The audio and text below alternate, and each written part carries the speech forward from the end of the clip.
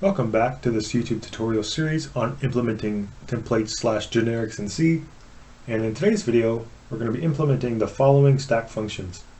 But before we begin, there's one thing I'd like to talk about. In the last video, I was not necessarily clear on the methods and why we were doing things the way we were doing. And so to begin, one of the things I was doing is I was hiding the accessibility of the variables inside of our stack, our stack struct.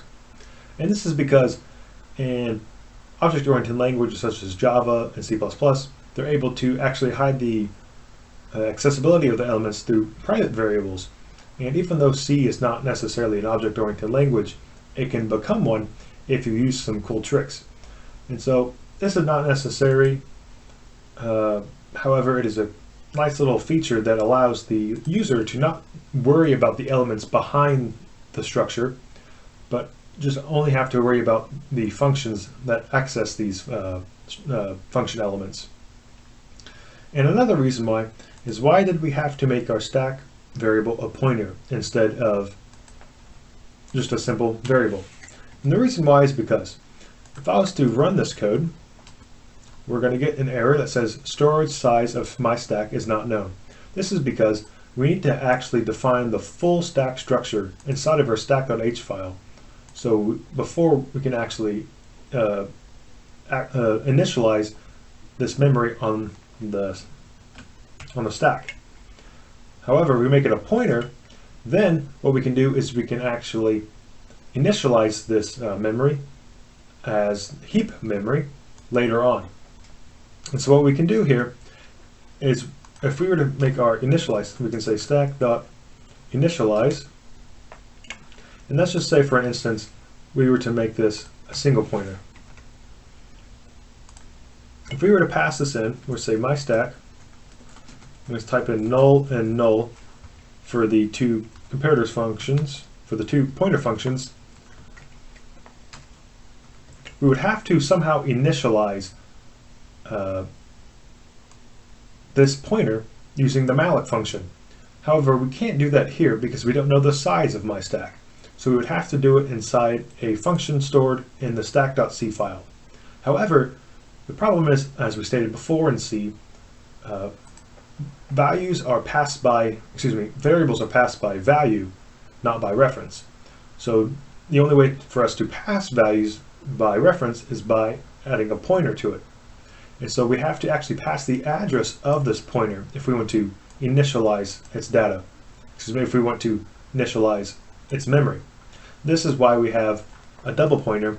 And the same thing for the destructor. If we want to actually free the value, we want to free its address of the pointer. If we were to simply make this a single pointer, we're only freeing, we're going to call an invalid free because we're actually going to free a copy of the value. We want to actually free its address. This is why we have a double pointer. So to begin with, we're simply going to go back here to our stack.c file, and we're going to start implementing the following functions. So to begin with, I'm just going to take these functions, type them out, and write them as we go. So to begin, I'm going to make our initializer. This is going to be like our basic constructor in C and C++, in C++ and Java. So our initialize is going to be like our constructor. So the first thing we need to do is we need to allocate memory for our stack. And we need to dereference our stack variable. And we're going to make our my stack, not my stack, this needs to be a stack pointer, malloc size of stack. So now, since we actually know the size of stack because it's defined here, we can call our malloc function. And we're dereferencing it because we want to allocate memory at the address of the pointer. And so if we want to actually access the values of our double pointer, we need to dereference it and then access the pointer. And we're going to say top is going to be equal to null, because we're making our pointer, we're making our structure right now. So we're going to say our top node is equal to null. And we're getting a null is undefined. This is probably because we are missing standard.h. Let's actually include these standard lib inside of our .c file. That should get rid of it. Type of valid void pointer, so we have to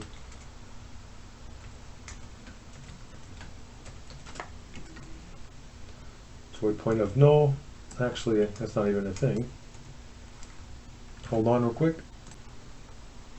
So after looking around, I made a silly mistake. We're actually not dereferencing our top node. So we want to get our value, and we want to have the top value and set that equal to null. And we're going to do the same thing for size. So we're going to say dot size is equal to 0 because it's an empty stack. The next thing we're going to do is we're going to assign our pointer function. So we're going to say our compare is equal to compare, and then our free value is equal to free value. And so now what we can do is implement the rest of the functions: pop, push, get size, and destructor. So let's do get size, because that's pretty simple. So we're going to say integer stack get size. We're going to take a stack pointer. We're going to say return my stack dot size. Pretty simple function. Now let's do push. So void stack push of stack. We're going to push a void pointer value. This is a generic function, so it can work for any type of value. What we're going to do is we're going to make a simple linked list. And so, hold on real quick. And because we're making a linked list, we're going to make our stack nodes. So we're going to say stack node node is equal to stack node pointer.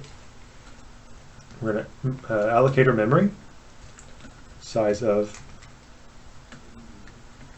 stack node.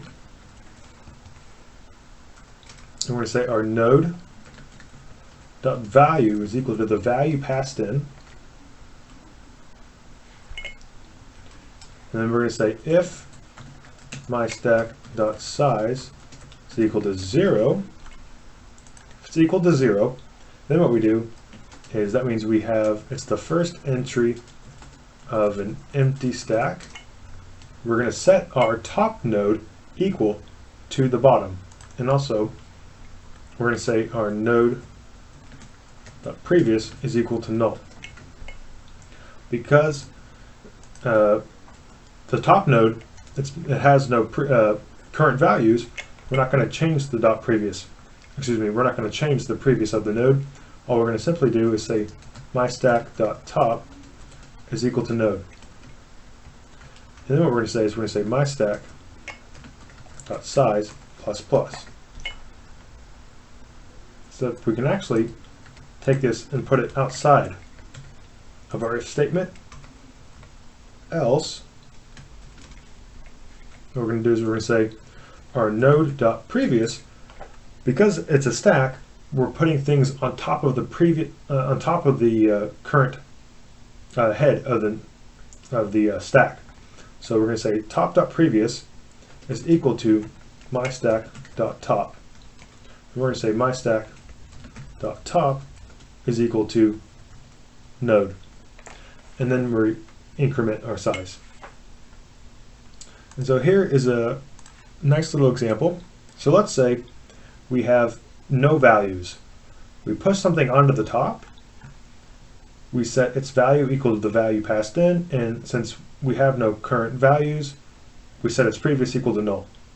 And then since it's the first entry, we're going to set our stack.top node equal to our value.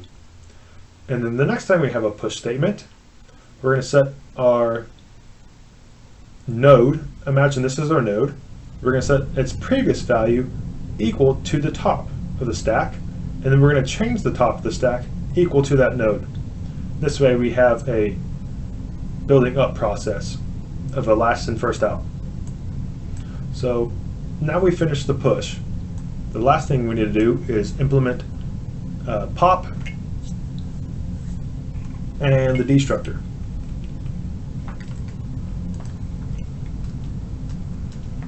And so here we're going to say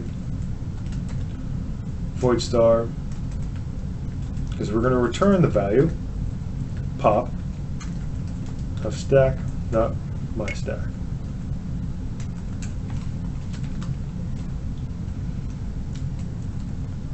So we're going to say void value is equal to my stack dot top dot value. So now we're going to get the value of our top. So here we have our top. We're going to get its value, and we're going to store it inside this, and then we're going to simply delete this node.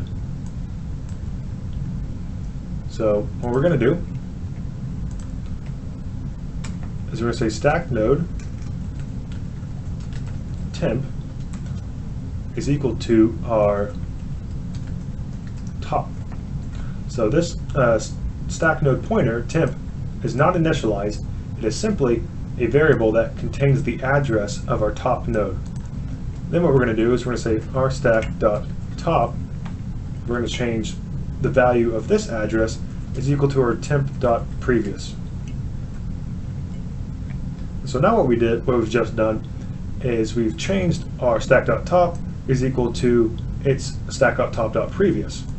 And then we're going to call the destructor the free value of the we're not going to call the free value at all, because we're returning it. We're simply going to free the node itself. So we're going to free temp. And we're going to say our stack.size minus minus, and we're going to return our value.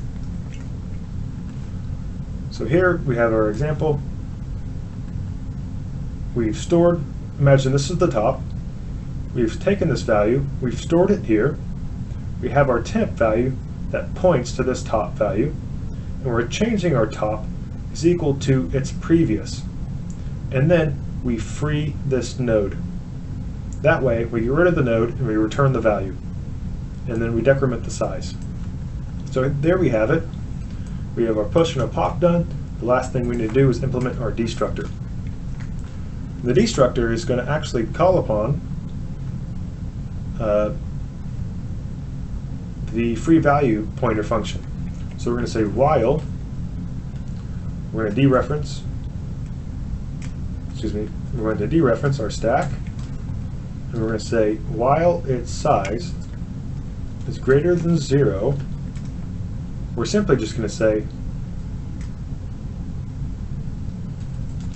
value is equal to stack.pop of my stack.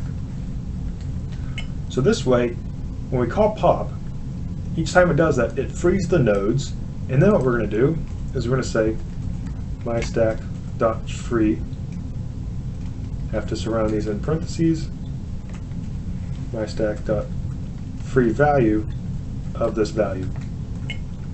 So the pop returns the value, it decrements the size, and it frees the node.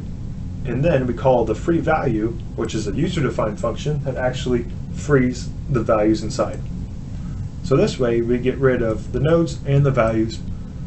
And the last thing we need to do is actually free the stack pointer itself. And the last thing I forgot to include is the contains method. So we're going to say integer stack contains of stack my stack. And this, unfortunately, this is all the time we have for today. So in the next video, we're going to implement the contains method, finish up a few more things in here, and then actually give some good examples. So stay tuned.